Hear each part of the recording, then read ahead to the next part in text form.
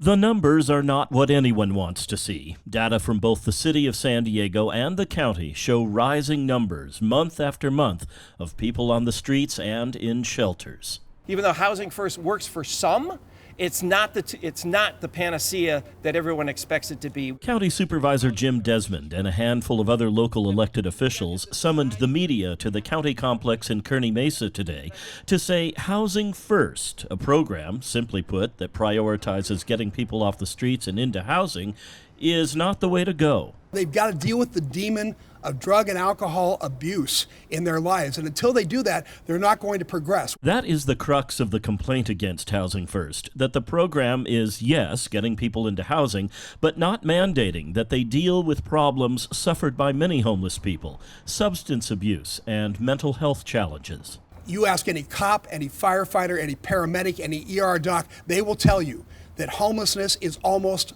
entirely due to drug and alcohol abuse. Standing in the crowd today with us in the media were two people with a very different take on the situation.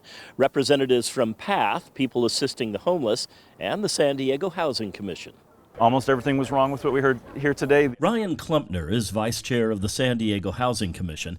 He says what the opponents of Housing First say is all political. These were not statements based on facts, statistics, best practices. Klumpner agrees it's important for those struggling with addictions to get help, but he says opponents of Housing First are basically putting the cart before the horse. Housing First is a concept that basically says that somebody will not resolve their mental health or their substance use if they are required to do so while they are not housed, while they are on the street. That's it. Tyler Renner with PATH, People Assisting the Homeless, says people helped by Housing First have access to services to help with addiction. They have on-site support, case management, and they have connections to healthcare. They have connections to substance use treatment if they want. I think what's really missing from the conversation is where's the funding for said programs? So many questions, ideas, different approaches to solving a problem that can sometimes seem intractable.